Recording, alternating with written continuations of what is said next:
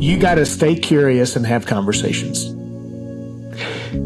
Conversation, I have found, has been the key to unlock so many doors I never thought would open. And if I'd have never had the conversation, I would have never known. Welcome back, friends, to the Abundant Journey podcast. Thank you for hanging out with us today. As always, you got Nick and Nick with you, and we have a special guest lined up today. One person that, from the moment I heard his story, I said, "Holy cow, we got to get this guy on the podcast." So I won't steal any thunder or give anything away. But Mark Wadlington, you're hanging out with us today from Kentucky, and thank you for hanging out. Tell us a little bit about who you are, what you're doing a day in the life today.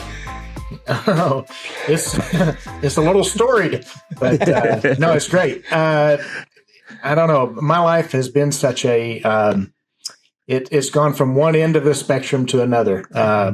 Everything from, when I first went into college thinking I was going to be in a medical career, to doing missionary work that kind of changed my mind about that a little bit. And I still was on the fence, to getting this out of the blue call to come and do a one-on-one personal study up in St. Louis with a Greek scholar / preacher who was very well known, to kind of putting my life on hold to say, hey, that's just 2 years, and learned a lot, and then started actually being an evangelist for several years after that.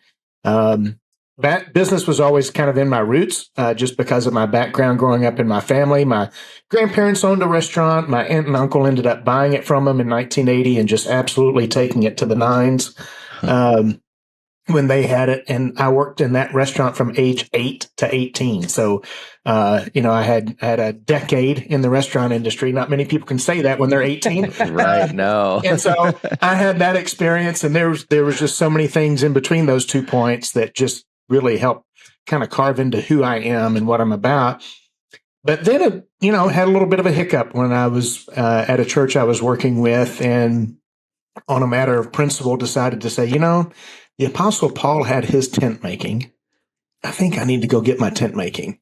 So at 26 years old, I kind of uprooted. I left St. Louis, didn't have a clue what I was going to do for a job, but I knew I needed to go back to school and get my 150-hour requirement to sit for the CPA exam. So here we go from med school to trying to be a CPA. So it's really not necessarily the plan I would outline for my child. So and an evangelist in between all that. So right. It's a little bit crazy, but every piece of the journey has added some component to my life that I would never go back and change. So I'm not regretful of any of those decisions. They've all kind of accumulated into who I am today. So it was every bit of a stepping stone, one from another. So anyway, So I went back to a private university at 26 years old.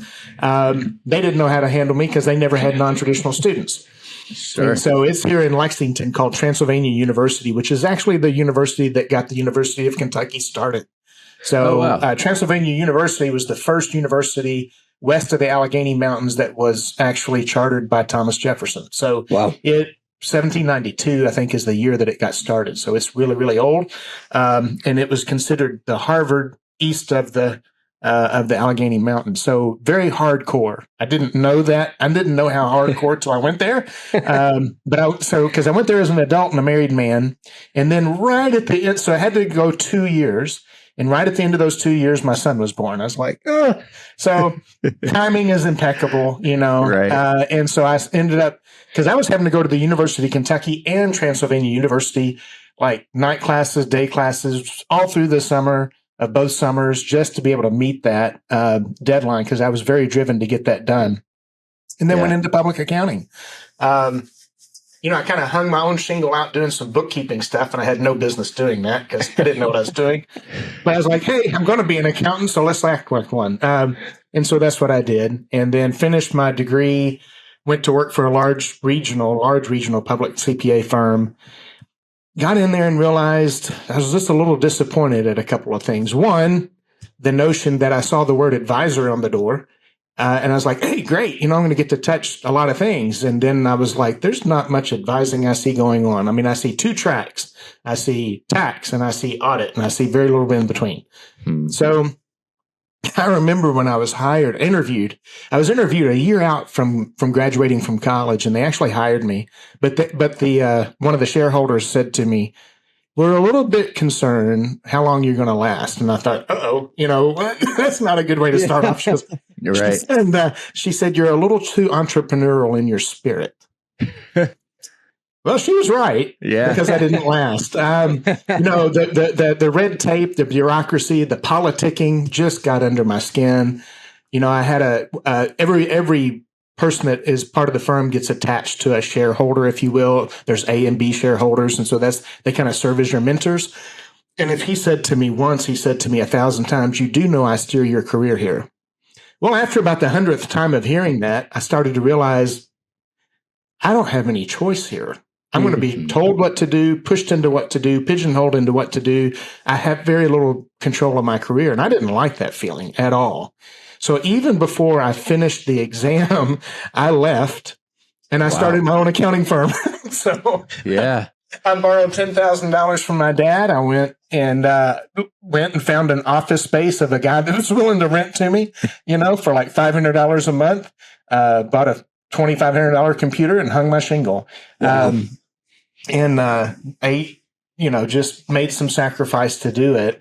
And then it was like 5 months later, I passed all parts of the exam, and so then I could change the name to public accounting, So it all kind of worked out in the wash. And so I scrapped, through those first few years and really hung my shingle out doing turnarounds for companies. So I wanted to do outsourced CFO work, and that they just weren't interested in doing that kind of stuff at the time. And that's how I wanted to build my practice. I didn't want to just be a compliance guy, pushing tax returns and audit papers. You're kind of the enemy at the door in a little bit. So, sure. I know that as a banker. Yeah. So I was like, okay, I want to do something that's more valuable to the client, that brings they see the value in it and everything. So, getting to work with these companies that were kind of on the verge of some financial issues and turning them around and saving people's jobs and getting companies on better footing and even propping them up for sale. And it just really jazzed me up and excited me. So I did it with a for-profit hospice entity out of Indianapolis, Indiana, automobile kind of a small manufacturer and they were retail as well. That during 2007, 8, and 9, when the economy was just collapsing all around, got them propped back up and got them sold off and in a better footing. And then in 2013, we had a university here in Kentucky that was on the verge of closing its doors, and they brought me in as the consultant to kind of help fix things. Well. Sure. They just kind of had a number of things going on. And one of them was that they were up for their 10-year reaffirmation with SACS, which is the accrediting body for all the SEC schools. Mm-hmm. And they said, if you have a vacancy in the CFO spot, you're automatically not going to pass. So the board of the university said, "Listen, we need you here long enough to qualify as a full-time employee. We'll make a deal. You don't have to leave your firm." And so I was like, yeah, I'm not going to give up my firm. And so I ended up being their CFO from July of 2013 through May of 2015 and ended up getting them turned around. Wow. And then got to jump back into my firm full time. And I was like, how can I scale those services down a bit so that I can make them more available to smaller, mid-sized businesses that don't quite have the budget for a full-time CFO, but we can provide the value. And so that's kind of been the intent of my practice ever since. And so now we're a 10-person firm. My partner and I've got 2 other partners now. We're very strategic in that we want to stay boutique. And the reason why is because we can control the relationship a little bit easier. And so we want to do more for our client, but have fewer of them. So that's been my philosophy. So that's my day job. But as a result of being a CPA, we grew a pretty good real estate vertical. And I was watching these guys, just absolutely explode as far as their portfolio was concerned, and watching how they were doing it. And it was hard money. And so right before COVID hit, I was sitting on about $250,000. And I told a client, I was like, "Hey, if you're willing to pay those kind of interest rates, I'll loan you money." So he's like, "Okay." So I think my first deal was like $55,000, and the second deal was $80,000, and I got hooked. So it became a side hustle for me. And now it's I've done about $10 million in volume without really trying, just as a side hustle. So, I wear a lot of hats. Yeah. No kidding. Well, as relates to your CPA firm, I mean, I love the quality over quantity approach. And so how many businesses and clients are you guys kind of serving simultaneously? Well, we're in flux right now of trying to carve some of them off, quite honestly, because we have grown so much that there's just some that are not a good fit for us anymore, because we can't serve them as well. Just based on the fact that there's sheer volume. So we have about 1,000 clients in our firm, and we knock down a really good revenue. But that doesn't necessarily mean everything. Sometimes, you grow and you get a lot of revenue coming in the door, but you're unhappy because you're working harder and you may not be working with the right kind of client mix. You start accepting too much that maybe goes south in a relationship, and you just kind of hang on to it for longer than you need to. So we're in process of kind of revamping that now. So we're trying to scale that back. Come July, I've already kind of gone through my own personal client list, and there may be 50 to 70 that end up kind of getting moved on. That's just based on my own client list. So I would rather have, again, kind of backing up and reevaluating fewer clients that I provide more value to than having a whole lot of clients just because of the revenue. So, because when you provide value, the revenue makes up for it. It'll eventually catch up. So that's what I'm looking forward to. It's kind of that 80-20 principle, So I'm in process of testing that principle. Yeah. Sure. So just in case any of our listeners are unfamiliar with that 80-20 principle, do you want to kind of describe what you mean by that? Well, I mean, you hear it a lot a lot of industries use the 80-20 principle, and it's basically the fact that if you even were to evaluate my client list, if you looked at my total revenue, the bulk of my revenue, it comes from 20% of my client base. And so the rest of the 80, you got to ask yourself the question, well, why are they there? If they're not providing 80% of my revenue, what am I doing? And am I really able to serve them? So I would rather kind of trim that back and realize that, because what's happening is when you have 80% of your clients who aren't providing that revenue, you got to think they're commanding about 80% of my time, which is taking away some of my time from my 20% clients that I could probably do more for and probably expand the revenue services that I have for them if I just had that time back. Yeah. Just in general, a far more satisfying way to do business. It sounds like a wonderful problem to have, to be able to scale back. It's right. Well, yeah, because certainly I wasn't thinking this when I first hung my shingle out. Right. And I only had, I borrowed $10,000 to do it. Exactly. So you get to a point, you're so hungry at that point, you take everything you can get. And if I had to do it, if I had to start all over again, and I could go back to that, that myself back then as who I am now, I'd say, hey, listen, eating is important, but satisfaction and getting off on the right foot is important too. And I would have been much more hyper selective in understanding that principle earlier on. And of course, hindsight's 20/20. I wish I had that wherewithal and that thought at that time. So that's exactly what I love about your all's podcast. You're trying to set there a lot of these would-be, wannabe entrepreneurs in here from making these mistakes. And so all these conversations you guys are making available to them, they're gold. If they will just listen to them and learn from the mistakes of others, they just have such a better footing to get started. Well, Nick and I are hoping that we reap the reward from these conversations for that very reason. So thank you for hanging out with us. Exactly.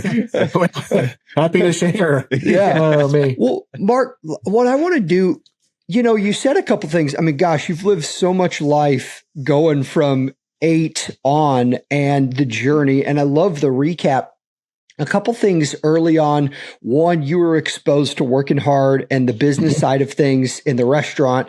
I don't know if you want to speak to that as well. But the other thing is that really struck me was you started talking about how you weren't the right fit with the firm that you were at originally. And so I don't know, either one of those, take it whatever direction you want. But I think a lot of times people hear that and they get scared and they're like, oh, because so many people crave job security. And so you got in with a good firm, you were doing the right things. And I think that causes some people to maybe silence themselves and just fall in line and be a soldier in line. But really for you, that wasn't going to work. So I know I threw two different paths at you, but both, yeah, I mean, maybe they cross at some point. Well, I'll tell you this: they do kind of cross at some point, because let me tell you how my restaurant that early on exposure to the restaurant world really grooved a lot of things into me that I didn't realize at the time so much, but now I look back and I appreciate and I realize exactly how they built me for today. My uncle, who owned the restaurant, was a W-2 employee himself. But he and his wife had an entrepreneurial spirit about them. They bought the restaurant. They had, aspirations of making it into a very destination place. And my aunt was super particular about customer service and quality of food. If there was anything that, and in fact, the restaurant became so popular, it got the attention of, you guys know Dateline NBC, but before Dateline NBC, it was called PM Magazine, okay? And it was completely different. And PM Magazine, NBC PM Magazine, picked up the restaurant and did an expose on them. So it was really cool for a little small town in rural Western Kentucky that was right on Lake Barkley. But my aunt and uncle were just very particular about what they wanted. And of course, it was family operated. So, the family got to work there if they so choose. But my uncle and I just had this special relationship. And, I went from opening the door in a little, not really a tuxedo, but, I had to dress up and opening the door for people, which exposed me to the general public, of interacting with the general public and having to get used to my cheeks being pinched, and how you react to that. And so it went from there to bussing tables, so just hard grinding it out because it was a high volume restaurant at reservation only, for the most part. So not a lot of walk-ins, but it moved, we moved tables every 45 minutes kind of thing. But my uncle, then I went back into the kitchen. He was just trying to get me exposed to all kinds of different things in the restaurant. Well, no more than I had been there probably, 12 to 16 months, I guess, inside the kitchen that the main guy left.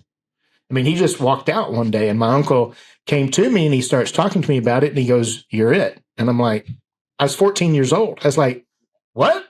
And he was like, "No, you're it. You know this kitchen about as well as anybody." I was like, "Okay."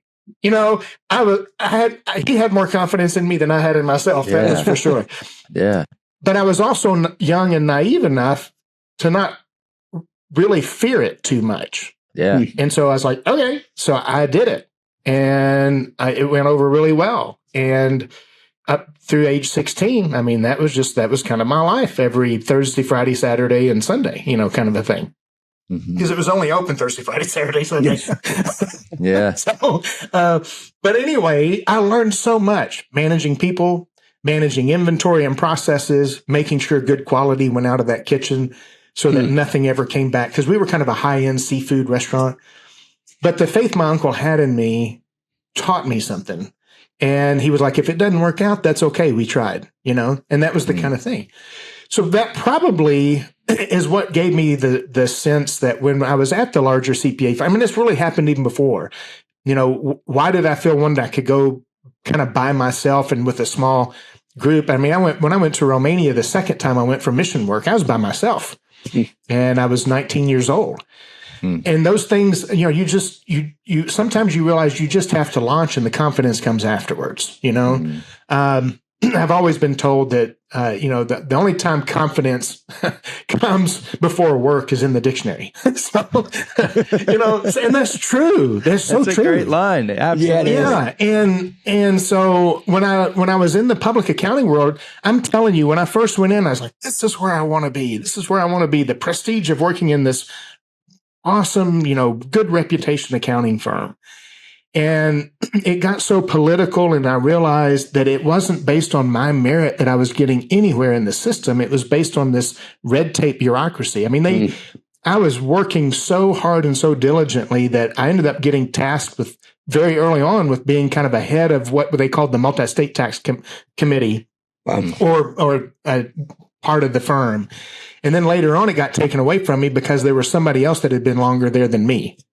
I'm like, man. Well, who's doing the work? Yeah, right. And then they approached me and they said, this will probably won't go over well with a lot of employees because it looks like you're trying to jump the system, and so we need you to train her how to do it. And I was like, all right, I'm out of here. And I left in 2 weeks. I was gone. Yeah. I had no clue what I was like. I'm not even a CPA yet, but I'm going to go start an accounting firm. Well, okay, we'll try it. If it doesn't work out, there's another boat. I'll swim to it. So my uncle probably taught me the notion that there's a lot of boats out there.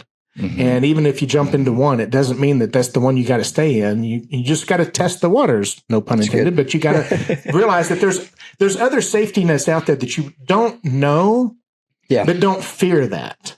Don't fear that. Just try it. Everything becomes a stepping stone. And that public accounting firm became a stepping stone to me, if for nothing else, to solidify the fact that I didn't want my career controlled by anybody else, other than me, because I liked having the latitude to do what I wanted to do and enjoyed to do. So I would say that it is in all those things are kind of interconnected. Yeah. Was it a big leap? It was a huge leap. Yeah. I had a wife and I had a newborn. Okay. A 2-year-old, basically a toddler, no real source of income. I had savings. That was one thing that as a young child, I always saved my money. And when we moved to Lexington, knowing we were going to have to reboot, I told my wife, it's like, we're only going to buy so much of a house because I want to be able to go to pay for it if I have to go work at McDonald's, So that was my mentality, is I'm going to do this. And I'm telling you, when I started that firm, I was scrapping by so much that I took a granola bar to work, and there's 2 in a pack, right? I would eat one in the morning and I would eat one at lunch, and I'd go home acting like I wasn't hungry, because I didn't want, I would rather my wife and my son eat over me. Now I knew that was only going to be temporary. I didn't know how long it was going to last, but I knew that if I applied myself and if I was willing to exercise the same amount of effort that I exercised in other areas of my life and just applied myself, that maybe this could work out, and it wasn't easy, and it was hard, and I had to scrap and scrape by on a lot of things, but it's also what, caused me to be in the position I'm in today, because I understand that. And I don't fear that process anymore. When I took the job at Midway, there was 26 private universities in the state of Kentucky at the time. Of course, during that time, 3 of them just, they had to close down. All 26 of the CFOs for those universities would get together every quarter. And it was great because it was a really collaborative group of guys, and we would talk about what each of us were facing. I had 7 departments underneath me at this university. It was a huge job. We had a $10 million bond that became due during a time in which we had no money. We had our 10-year reaffirmation that came up with our accrediting body. And then we had this unplanned we hadn't had an audit from the Department of Education in 25 years, and they decided to come on my watch. And I had just got there. So here I am, trying to get our financial aid department and all kinds of things just, in shape to get all this stuff done. Well, one of the CFOs, we were meeting one night. It was actually his birthday. So we got together the night before our meeting and just decided to celebrate him because he was also going to be retiring, and he had been at one of the other universities for like 40 years. And so we were celebrating, and his name was Charlie. I was sitting across from Charlie, and out of the blue, we have like 30 people sitting at this big table at this restaurant. And there was a little bit of a lull in the conversation. He looks right across the table and he goes, "You must be an idiot." And I'm like, "What? Excuse me?" Yeah, right. And he said, he said, did you have any clue that where you are, all that stuff was going on before you went in? Did you realize that and you still went in there and decided to try to tackle it? Are you an idiot or what? And I said, well, I started laughing because I knew he was really, I mean, he was kind of a very plain-spoken old man. But nonetheless, I said, well, Charlie, I would rather look at it as maybe I was a little naive, but at the same time is, let's just give this a shot. And trust me, I had no clue just how big the problem was until I really got on the inside, And it was huge. It was much bigger than I ever anticipated. But, buddy, I dug in at that point. I mean, I just had no choice. Yeah. And sometimes you just got to do what you got to do. Did I know everything I needed to do when I got in there? Absolutely not. But, buddy, I was happy to learn on the fly and willing to learn on the fly. It's good. And realize that there's so many other things in my life that prepared me to do that. And I just had to rely that I had those tools. And it was on me to use the tools. I used principles that I got from growing up in the restaurant. I used principles from the public accounting firm that I, was at. I used principles from my life as an evangelist to understand that there's no better book on business than the Bible. So I would read Proverbs every day, because it was going to get me through the hump, it's about relationships and about all kinds of things that was going to be necessary to get that job done. I came out better on the other end of it, but buddy, I didn't know that at the time at all. But you just sometimes you got to jump, and you just got to realize that I've got a lot of good people in my life who are willing to help me rebound if this doesn't work out. And that's what's great about kind of the Better Life Tribe, or maybe even forming these small communities of entrepreneurs, is when you get a group that's super collaborative like that, we kind of look out for each other, and you just got to trust that process. You got to trust in relationships, because as much as sometimes relationships can be the hardest things in life, they can be the best things in life.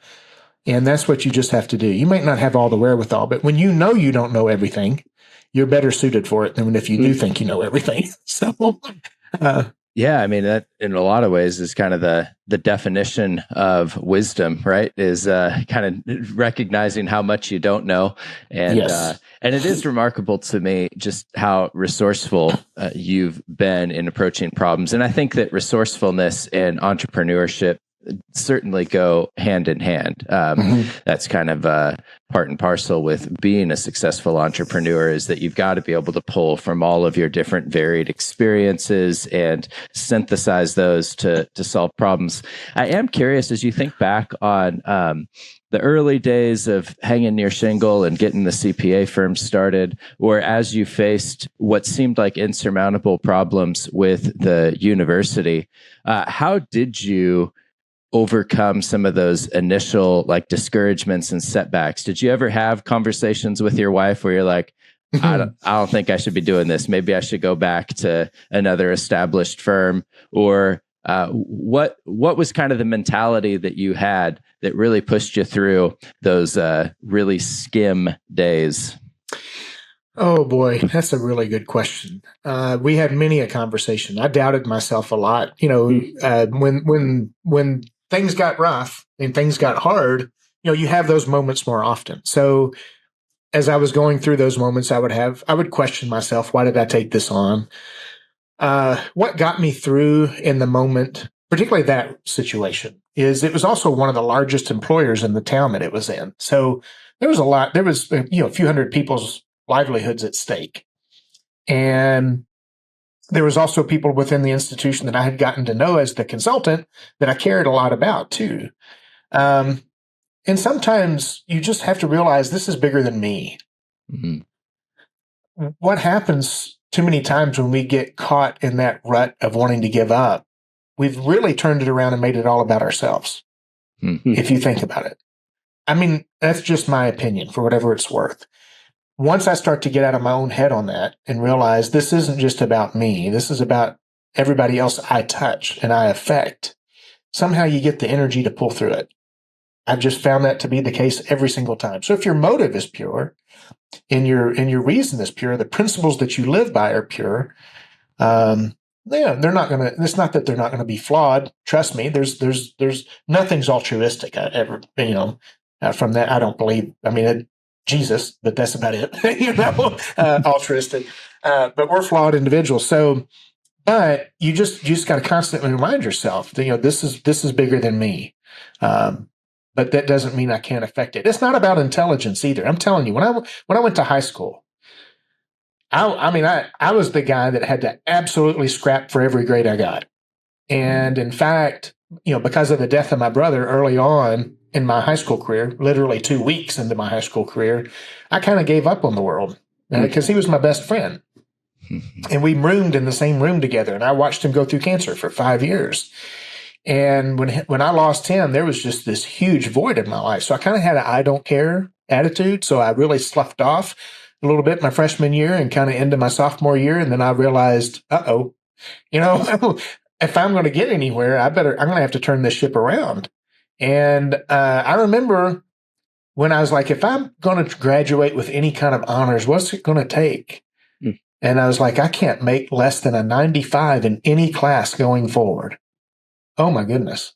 And I'm like, all right, well, I got to do it. I just like, that's what I got to do. And so I ended up doing that. Now, before I say this, I got to qualify it. I only had a class of 64 people. Okay. So that was my graduating class. I graduated 8th. I was in the top 10, but when you only have 64, it's not that impressive. Okay. But here's what happened. What happened as a result of that was a lot of these other top 10 students who had it easy and things came easy to them got to college and never applied themselves and didn't do anything. Mm-hmm. When I got to college, I knew I had to work hard. Mm-hmm. And as a result of that, and especially the second time around when I went back, it was all about being scrappy and all about the fact that just you got to stay focused and scrappy. And it's not always about intelligence. It's about effort, Mm-hmm. And that's what got me to survive. And that's where I knew that anything I did was going to be as a result of applying myself. I should never assume that anything worth pursuing is the things that come easy. And that's why I probably have far exceeded a lot of my classmates that graduated with more top honors than me. But it wasn't about intelligence or being able to make a score on a test or being able to make a perfect score on the ACT and get some scholarship to who know what university. Because that's what let me know that even as a CPA or even as a private lender, any of those things, it wasn't about intelligence. It was about effort. Yeah. Kind of that grit beats intelligence every time kind of thing. Yeah. And it doesn't have to be complex. There's a phrase that I heard, and I'm probably kind of, I don't know if that I'm probably paraphrasing it, but basically it says, I'm trying to remember now. It's like simple succeeds, but complexity impedes. So I was like, there's a lot of truth to that statement, that sometimes the harder we try to make something, the less progress we make. But if we just keep it simple, it's almost like, some of the greatest football coaches that have ever existed. Why were they so successful? Because they mastered the fundamentals. And the fundamentals are the things that just about anybody can learn. They just don't continue to do. So if I just continue to do those things and keep it simple, that's where success comes from. And so it's not always intelligence. Yeah. Mark, I want to shift just a little bit here to an abundance versus scarcity mindset. And I don't often do this on these episodes, but one, I know more of your backstory, how abundance just is really how you've laid the foundation of your business and been a part of your journey. But I've heard hints of it as you've talked.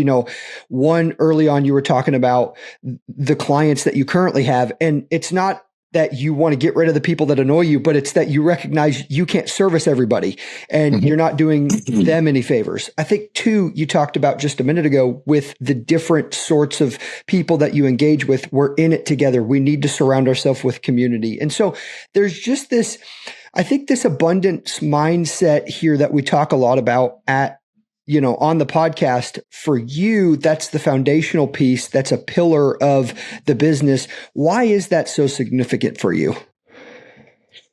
Well, this is going to sound crazy. It's significant. Crazy. Yeah. Well, it's not crazy, but it's just going to kind of,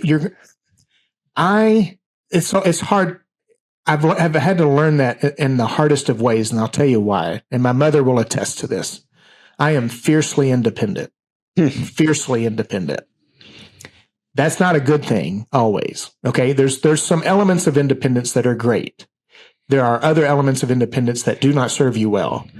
And when you think you can do everything on your own, that's when it will not serve you very well. And so the sense of community, the sense of relationships, if you don't start learning to let go and embrace those things, you'll never get very far. And it's a cliche statement.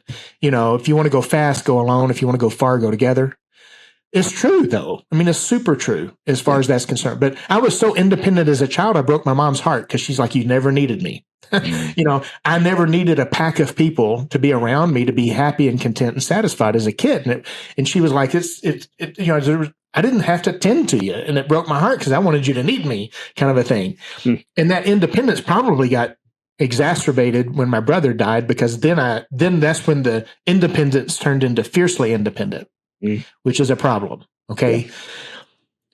I knew if I didn't turn that around, and I still struggle with it today. I'm telling you, I struggle with it today. I have the hardest time delegating sometimes, or I have the hardest time, especially when things get hard, to feel like I'm a burden to other people to help me out.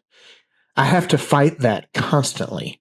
But that's what you have to do. It's kind of like when Paul said, resist the devil and then he'll flee from you. There are just certain principles that will impede you. You have to constantly resist, constantly resist, constantly resist. Yeah. The more you do it, the more they'll flee from you, But it's an ongoing battle. And it's just, the classic Stoic philosophy of you've never arrived. You're always going to have to improve.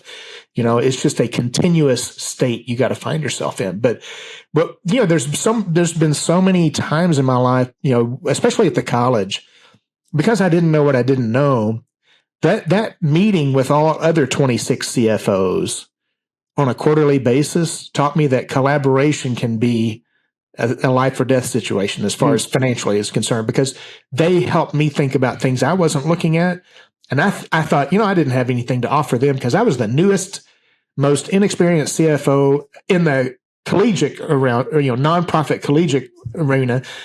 But then I started really quickly realizing this isn't about being a nonprofit. This problem is about not good business practices, And what I ended up bringing, I brought elements to the group that I would have never thought that they didn't have.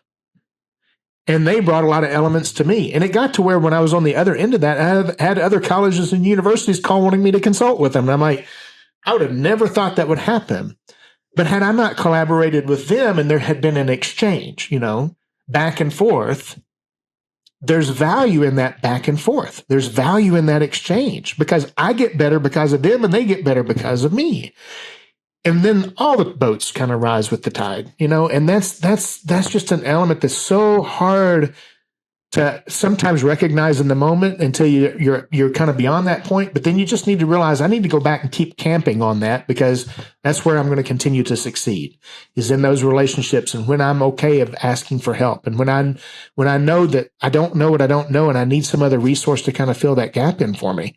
But again, it needs to be, this isn't all about me. I'm not asking them because it's all about me. I can't ask them unless I'm willing to give something to them.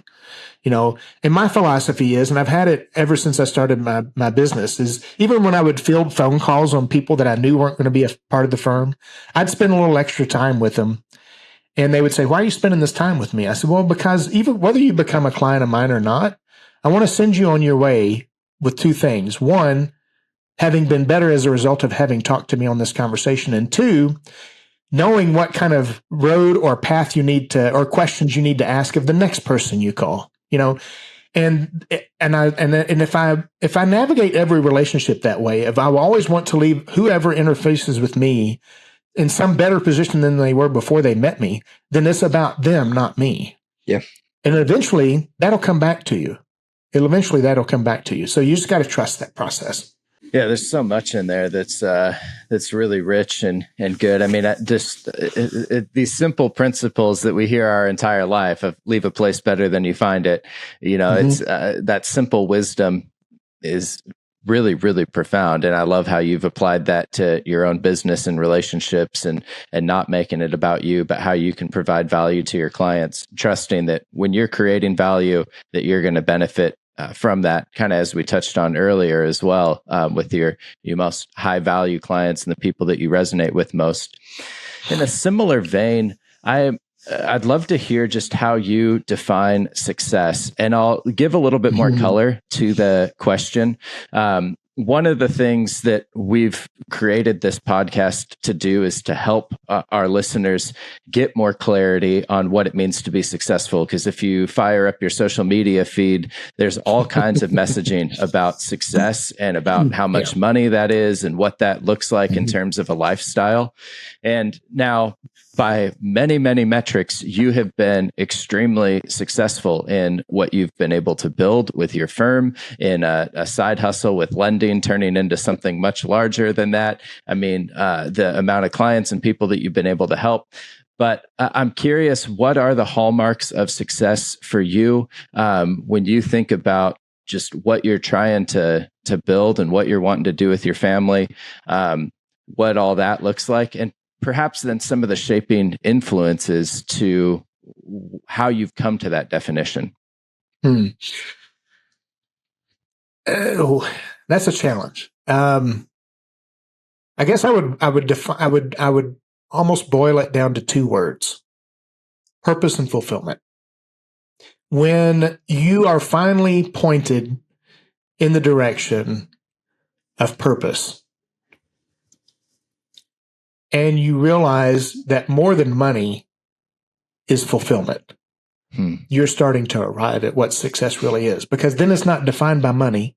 Because I can tell you, I've had an exchange not too long ago with someone that's in a Facebook group with me, and we would say he's a very successful real estate investor. But unlike other real estate investors who keep wanting to push and push and push and grow and grow and grow, he kind of is out there challenging, well, when's enough's enough? I tell you one thing, I've only got so many properties, and I'm completely happy with that because, and he kind of lists why he's happy with that. And a lot of it is because family, it gives him family time. It gives, it has created the freedom of time enough to, and he's like, not that I don't want a little bit more, that's great, but I'm not going to chase it to the extent that I sacrifice fulfillment in these other areas. And that's when you know you're successful, is when those other people are benefiting from your understanding of that. So if my wife is not benefiting, if my son is not benefiting, I'm not successful. I'm not successful. My son said to me, we were talking, what I've loved, he hasn't been gone from the nest very long. And I've been really anxious to see, this maturity that I've been longing for out of him. And some of the conversations that we've had lately, and especially with his decision to come back and take on this job in real estate and some other things, some of the conversations that we have had finally are demonstrating that he was listening, to some things that we've talked about for a long time, and some of them ad nauseum. That's success. Yeah. When I hear those principles popping out of his mouth and they're said in a genuine understanding, the relationship and the conversations are so markedly different than what they were a year ago. It's like he's finally using the tools I worked so hard to give him. And that's success to me. That's fulfillment. I'm doing my job. Now I've got more to do. Trust me, I'm never going to be finished with that job. But for him to feel like he can do this because I've given him some tools to do it, and for him to bring some principles finally to light that I've tried to instill in him for a long time, that's success to me. That's fulfillment. And there's a lot of people that chase money. And I've coached people who make millions of dollars. And after a certain point in time, they just don't feel like they've done anything. And I said, you need to quit chasing money, and you need to chase meaning. And then life starts all of a sudden turning around for them. And that's when you finally understand that it's about meaning, not money, and the other people around you are benefiting from that focus, then that's success in my book. Good. I love that answer. And I think that aligns so much with what we talk about here. One of the things that I know in your story is that the success, really for you, that is a tool for generosity. And again, we're Right. using some of our classic words, right? Abundance, generosity, success. But success means generosity. Talk a little bit more about why that's so important for you as well. You know, that success that you find, it's a tool then for generosity.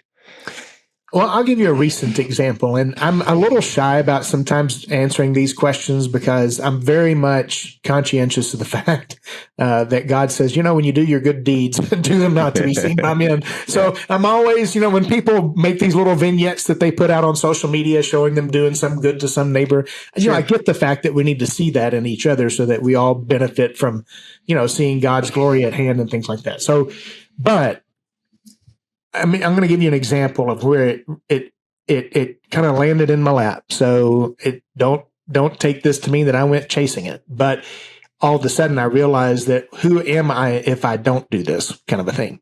So there was a Christian friend of mine that I've known for a long time, and he's a counselor, and he doesn't charge a dime for his counseling. Okay. Wow.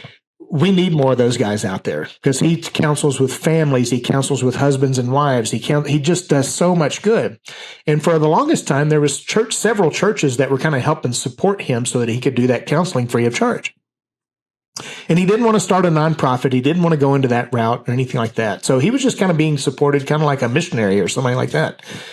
And I found out about a church that quit giving him support. And I was like, well, what's going on there? And so I got a little nosy, I guess, about it. And I was asking him about it. And he's like, yeah, they kind of dropped my support. Well, I happen to know a few people at that church. And so I called him up and I was like, hey, what's going on? Well, there's just some families here that don't feel like that really is something we need to be spending our money on. I'm like, you don't think he's doing the Lord's work, because he's a biblical spiritual counselor, and there's many people that have absolutely benefited from his work. Well, I had not been very long into the private lending, and it was really starting to kind of pick up, like volume wise, even though I wasn't really pushing that side hustle. And one day, I'm sitting home and I'm getting the mailbox money that's hitting my mailbox, and all of a sudden it ding donged on me. One loan can support this guy for 6 months. 2 loans can support this guy for a year. What am I doing? And so I called him up and I said, how long do you need until you might be able to fill that gap? He said, it'll probably take me about a year. I said, I'll take up the gap for a year. And so I just immediately, every time those checks came in the mail, I just pushed that aside, put it in a totally different account. And then I would have money sent to his bank account. And I wasn't his total support, but I took up a large gap of that. But it was only because that little side hustle came along and it was providing mailbox money that, I was kind of accumulating so that I could loan more money out. But then I realized, again, it's not about me. And there's other people out here who have this need. And he was doing so much good that I felt ashamed that I hadn't thought of it sooner. That's the shame on me for not thinking of, trying to pick up the pieces for him sooner, because I believed in what he was doing. And that's what we have to do. We have to realize that, a lot of that stuff that comes in our mailbox or comes into our bank account, we're stewards of it. We're just being entrusted with it. And the abundance that the Lord, it's better to give than to receive, is the idea that, again, getting outside yourself is the biggest component of that. 2, trusting in God that if you do what he says to do, he'll find a way to make up for it on the back end. And sometimes we don't trust that process because we like to try to pull ourselves up by our own bootstraps. But I will tell you, coincidental or not, luck or not, the more commitment I made to this guy, the more mailbox money was coming in, which was funny. Because I'm not kidding you, the volume of loans picked up right after that. And I'm like, holy cow, wow. And it's just, it wasn't anything I was looking for. It just kind of landed in my lap. I just had this gut feeling one day that I just wasn't doing what I needed to be doing, and that I was opening that check, and I looked at the amount of the check, and the amount of the check was super close to the amount of the money that he lost in support from that church. Wow. And it was so close that it got my attention, and I was like, what am I doing? This needs to go to him. And so it did, for the commitment of time that I gave to him. But that really didn't, and then I look back and I almost feel like David, who, when David was, he was trying to be given the field that he was going to donate to God, and he said, I can't take that and give it to God. That didn't cost me anything. So I got to be a little careful here, because I realized that I wasn't sacrificing too much to take that check and forward it to him. So I need to be more sacrificial. But that to me is an illustration of what you're asking. As far as what abundance is for. No, and I thank you for the illustration. And I think it's the stories like that do need to be told more, because there's such a bombardment of the hustle culture to be able to buy the jets, to be able to go on vacations and never have to work again. And so the recognition that, you've worked really hard, but ultimately you're stewarding what you have. And there's so many people around you, whether there's tremendous need and pain, or there's just people you can come alongside and support them in their dreams and in their vision and in their goals.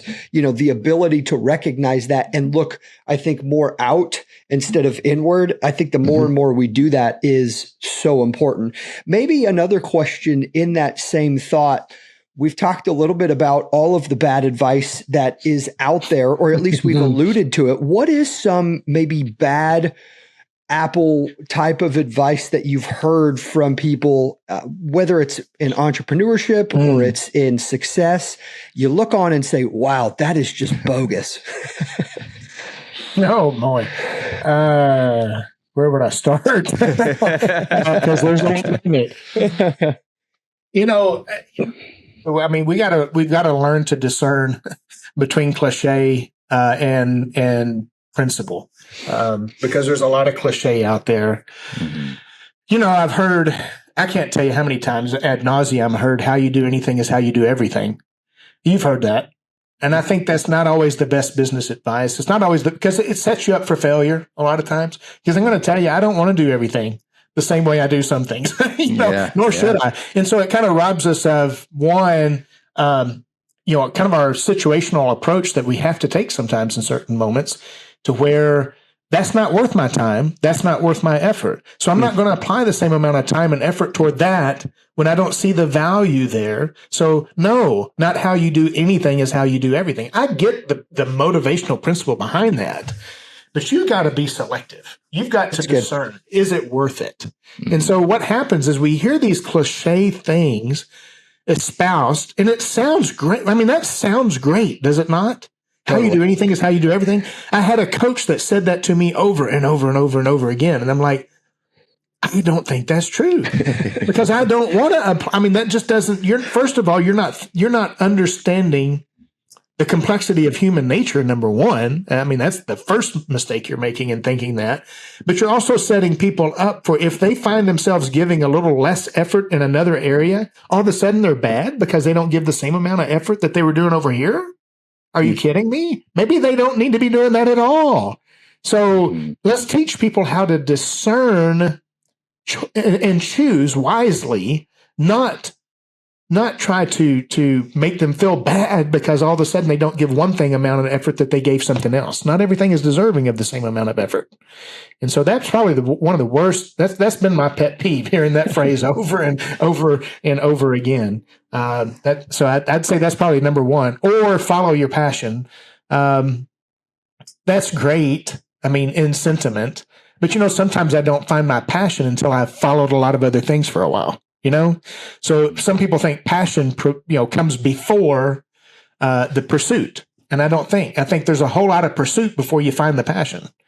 And, Steve Jobs' commencement speech, to me, was loaded, and completely bypassed how he felt early on in his career, about computers. So if you read Cal Newport's book, So Good They Can't Ignore You, wonderful book on kind of destroying that idea that Steve Jobs was going around and pushing about the fact of you got to do what you're passionate about. Well, that's true, but I'm going to have to do a whole lot of things sometimes just to find what I'm passionate about. And so what happens is you kind of, again, cliche that moment out to all these graduating students, and they're going to think, well, I don't feel passionate about anything, so I don't feel like I can pursue very much. Mm-hmm. No, get out there and pursue a whole lot, because then you'll discover your passion. So I think sometimes we get the cart before the horse on some things. Yeah. Yeah, that's really good. And I appreciate the, I don't know, I feel like maybe it's some of just our cultural moment that just wants to flatten everything. Yeah. And so I appreciate in both of those, the way that it adds more of a variety to life, and just recognizes the human nature of that there's going to be gradation to both what you're passionate about, the levels of motivation and excitement that you have for certain things. Yeah. And that sometimes you got to just take action and trust that the right emotions or passions are going to follow. And similarly too, with what you're working on, I think that 80-20 principle even applies to, how it's not like every action that you do throughout the day has the same kind of impact on the quality and value of your life. And so really find ways to give 100% of your effort and the best of your attention to those 20% that carry the biggest bulk of weight in your quality of life and in whatever it is that you're trying to grow. So that's really good advice right there. With as we're thinking about college graduates and folks that are just getting started on their entrepreneurial journey, we've talked about some of the bad advice, the things that they should disregard.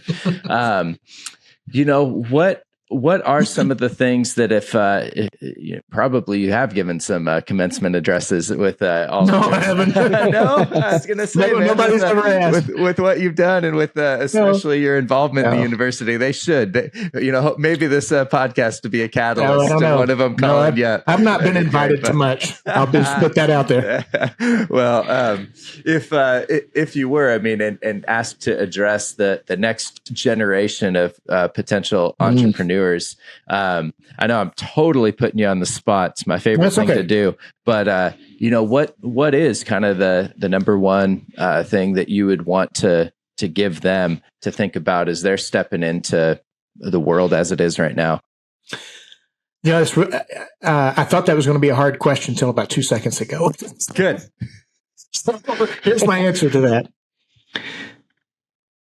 You got to stay curious and have conversations. Conversation, I have found, has been the key to unlock so many doors I never thought would open. And if I'd have never had the conversation, I would have never known. You can't fear. You don't need to look at somebody as unreachable. You don't need to look at. You got to find a way to try to get that introduction. But I will tell you that even in my private lending, I saw a guy out of California that did a Forbes radio spot on a weekly basis, seemed to be super successful. He was a private lender, had been in private lending since 2007. And as I was kind of getting up into my private lending going, I don't know what I don't know. And I saw this guy and I heard him talk about it. And I was like, he'd never talk to somebody like me. I'm just like this. And this guy's done billions of dollars in loans, and I'm just kind of sitting over here. And I just happened to reach out to him in LinkedIn one day. Of course, his name was Mark, so he had a pretty good name to begin with. And I reached out to him, and I kind of told him a little bit about my story, kept it pretty brief, and said, and I was like, can I buy 30 minutes of your time? I didn't say, can I have? I said, can I buy it? I put that back on him. You tell me what that's worth. I'd like to buy that 30 minutes of your time. I didn't hear from the guy for 2 months. So I was like, okay, well, this is over. I was right the first time. He doesn't really have time. So all of a sudden I get this LinkedIn message, and he's like, sure, here's my cell phone number. Text me in advance. Give me a few dates and we'll tee up a phone call. It's like, oh, wow. Okay, now I got to do this. Yeah. So I was like, how am I going to use that 30 minutes, man? I got 30 minutes. 30 minutes. What am I going to ask? So it makes you kind of start narrowing down what you're going to talk about, right? So when you start putting parameters on that and you have to get focused, all of a sudden you realize you better make your best shot, right? So we got on the phone and we started talking, and 30 minutes turned into 3 hours. Wow. And I was like, how am I going to pay for this? You know? Right. we get at the end of the call and it's like, Mark, man, you have been so super generous with your time. I'm afraid I've probably outspent what I can pay you. And he's like, you're not paying me a dime. He said, let me tell you what. He said, you remind me so much of me when I was getting started. I love your story. I love this. I love that. You call me anytime. Wow. I was like, no. You got to tell me how much I owe you. I said, I can't do this to you. And he's like, nope, trust me. He said, karma. I believe what comes around comes around. Fine. No, you don't owe me anything. So the next thing, so I was like, I can't do this. So I gave him a $500 Amazon card and just had it sent to his email so he couldn't reject it. You know? So he opened that up, and guess what he said? I didn't know if 3 hours was worth $500 or not, but it was just a token in my book. He said, you are the first person ever who has asked to talk to me, who have ever offered anything like that. You call me anytime. Next thing I know, he's setting me up on a Dropbox. He's giving me information that I would have had to pay 25 to 30 grand anybody else. Sent me this whole DVD series he had developed back in the early 2000s on how to raise private capital. And said, how about you meet me? You need to become a part of the American Association of Private Lenders, and you need to meet me out in Vegas, and I'll make some introductions. Buddy, I took him up on it. Yeah. I went out to Vegas and I met him, and we've been good friends ever since. Wow. Now, he operates under a syndicated debt model. So he's way beyond my league as far as where I need to be going with this. But because that conversation transpired, I ended up having another opportunity. So, bigger pockets. I bought a book. I wasn't thinking anything about it. I was just happy that somebody finally wrote a book on private lending. I was like, okay, well, bigger pockets called me and they said, hey, by the way, congratulations. You've been selected to be a part of 5 people who've been picked to have a Zoom call with the authors. Okay, well, there's 4 other people on the call, so obviously we've got to spread the wealth, right? So we get on the phone call, and somehow I just happened to really connect with one of the authors on the book. And so after that was over with, I found her on LinkedIn, and I just sent her a message. And again, she responded. We got on a phone call, we talked, and I had kind of made a proposal to her about being a mentor. A paid mentor. I was not asking for anything for free. She's like, yeah, I don't think I really want to do that. That's not anything that, I really feel like I'm prepared for right now. And one thing led to another. And about, I don't know, it seemed like it was 4 or 5 months later, she sends me this email back. Hey, I like, well, in the meantime, she's like, you tell me how you think this is going to look. And I literally took a lot of, in fact, I went away on a weekend just by myself just to write the outline of what I was going to send her. Wow. And so I sent it to her about how I thought it was going to look. And it took her a couple of months to respond to it. She all of a sudden writes me back, hey, I really like what you've outlined in this. Let's get on the phone. I'm willing to try something out, and we'll just figure it out as we go. Well, now, as a result of that, I mean, we've got a relationship now, and we're good friends as well. And she's helping me learn how to scale my business. And of course, I'm paying her for it as well, but we've got a friendship too. And of course, the payment is obviously my commitment to her as well. I would have never guessed I would have had that conversation. The earlier you can have conversations, the better. Don't wait in your career to feel like you can talk to somebody. Go talk to as many people as you can talk to. It's one thing to listen to podcasts, and they're great. It's another thing to have these one-on-one conversations. Start learning to have the one-on-one conversations. Do not fear the process. It only takes one conversation in one relationship to kick the door open for you. So if you don't have those conversations, you never know which one you bypass that would kick that door open. That'd be my best advice for anybody leaving college. Learn how to communicate, learn how to talk, learn how to have conversations, ask questions, be inquisitive. But in the meantime, try to be of value and appreciate and respect the time of the person that you're talking to.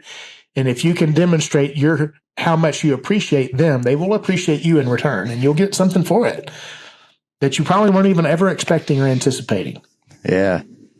Yeah, man, that ROI on your LinkedIn cold reach out and $500 Amazon gift card. I mean, that's an unreal, the kind of opportunity that opened. I will tell you, and I'm not bragging because there's a lot of other people who are doing more than me, but that $500 has turned to $500,000. Yeah. Yeah. Don't ever shortchange a simple token that you give to somebody else and what it can pay in dividends. Yeah. Oh, I love that. That's so good.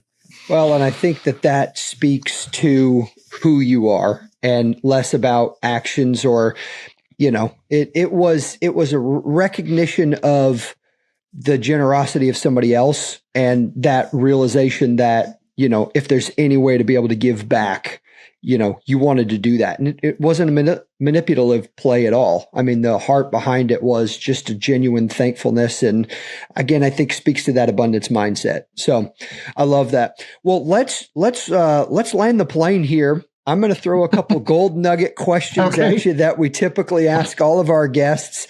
And they're really, I think, in that spirit of abundance and generosity as well. So one of the things that we talk about is the 5 F's of abundant journey. I want you to pick one and tell me how you're focused on growing this year. So we got family, faith, fitness, finance, and future. So pick one. Tell us how you're working on growing this year. Oh, you're asking me to pick one?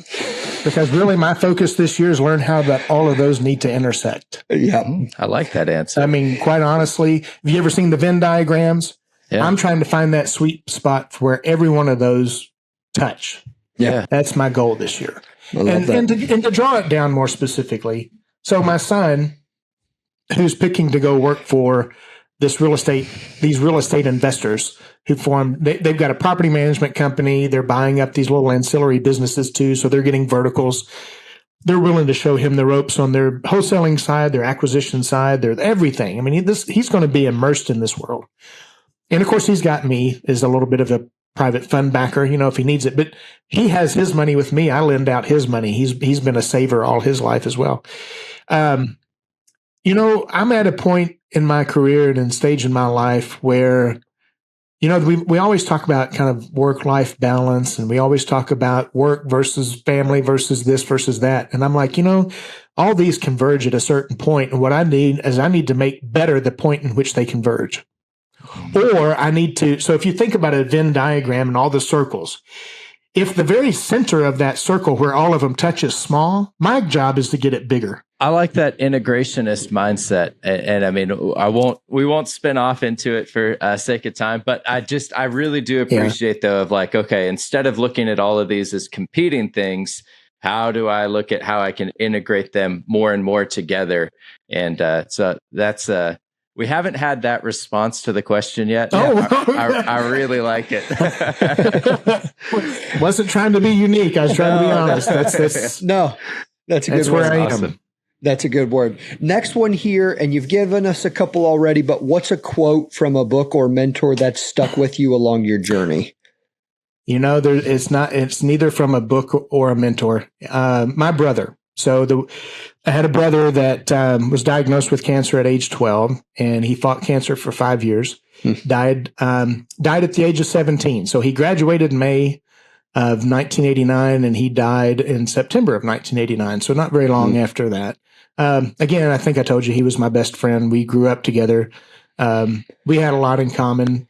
Even though he was 4 years older than I was, we lived in the same room together. Of course, we fought as well.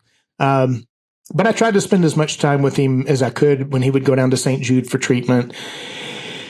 And it was actually his choice to die. He had an option to go take some experimental treatment out on the West Coast. And he had such a rare cancer, they just didn't know how to treat it. And the doctors had said, you got 3 things to choose from.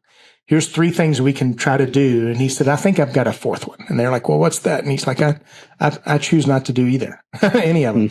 I'm ready to go. He said, quality of life is much more than quantity of life. And I've lived a pretty full one. And this is a 17-year-old. Okay. Yeah. we were trying to have some of the conversations, you need to have when somebody's on their way out. And he said something to me that I can to this day tell you where I was sitting. I could probably almost tell you what I was wearing too. I mean, it was just one of those moments to where everything became so vivid. And I probably ought to trademark this thing, and somebody will at some point, and I'll lose my opportunity. But he said, because this was his decision, he was like, Mark, I'm just going to tell you. He said, if I can tell you one thing, he's like, don't count on life, but make life count. So he just flipped it. He's like, don't count on life. You never know how much you're going to have. I'm dying at 17, but you can make life count. But meaning, no matter what age you are, meaning that's really what it's all about. Is how do I make my life count for something? Which means it's not just about me again. Yep. It's about how do I make my life count with everybody else? It's every encounter I have needs to be my philosophy and how I live. Yeah. What powerful words from your brother, and obviously helped influence and shape the different decisions and your journey. The last question we ask, I think, is similarly tied in. It's at the end of your life, what do you hope you'll be remembered for? Maybe you just answered it, but would you add anything to that? Yeah, I mean, that would probably be my same answer. But there's something else. It's just only because it's been on my mind lately. Just as far as, kind of measuring my faith and measuring my spirituality lately, what work I need to do in those areas.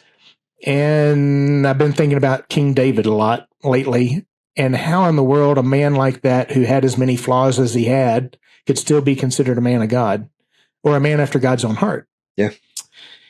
Because I was sitting there going, okay, I'm a pretty flawed individual as well, and I've made a lot of bad decisions, and I've done things I'm certainly not happy with. But despite those things, making sure I keep the focus, so that despite those flaws, I'm considered, like David, somebody who is a man after God's own heart. If that's the sentiment people feel about me when I exit, I've done my job. So that would be it. I love it, Mark. This is just so rich, man. So many words and lines, advice, wisdom that you've offered in the course of this conversation that I'm really grateful for. The whole idea of pursuing meaning over money and making life really count. I just love how you've exemplified that. I love how you've defined success and the holistic approach that you've taken to life. And so I know that this has been super valuable for Nick and I. I'm certain for our listeners as well that there's just a ton that they're going to appreciate it. I've had fun with you guys. It's been a great conversation. I appreciate you. You guys are, you got challenging questions. So I was like, I'm not sure where all this is going to go. But, it's beautiful, man. It's easy to talk to you guys. You do a wonderful job, and I love the intent, the mission, the principle, the purpose that you've laid forth, and what you guys are trying to do, and I appreciate it. So, and I appreciate both of you as a result of that. And I look forward to the relationship we'll have going forward as a result, because that's what it's about. Absolutely. Hey, for any of our listeners, speaking of relationships, if they want to follow along, if they want to learn more about your CPA firm or about the private lending, are there places that you would have them go and check out? Well, LinkedIn, I guess. Not much. I have social media presence, if you will. It's not anything stellar. I don't even think I've posted to Instagram in forever, or I'm on Facebook too. That'd probably be a way to get me. But LinkedIn is probably one area that kind of gets my attention lately because it's been successful for me. Yeah. So, but I'm always happy to have a conversation with anybody. I would hope nobody, I used to think other people were so unreachable, and despite how busy they are, 5, 10 minutes, 15 minutes, 20 minutes, 30 minutes, that's not a lot to give. I'm happy to talk to anybody. So, if they want to reach out to me on LinkedIn, don't be surprised that I don't give you my personal cell phone number in the next sentence. So happy to do it. Totally. Well, cool. Well, we'll definitely include a link to your LinkedIn profile in the show notes. So listeners, do check that out, as well as visit abundantjourney.net. If you haven't, do subscribe to the show, share it with a friend, trying to get the message out far and wide about what it means to live an abundant life. So grateful again, Mark, for all of the ways that you've shared your wisdom and experience to those ends, and look forward to being back for another episode very soon. Oh, well, thank you guys. I appreciate it. Appreciate you very much. Thanks, everybody.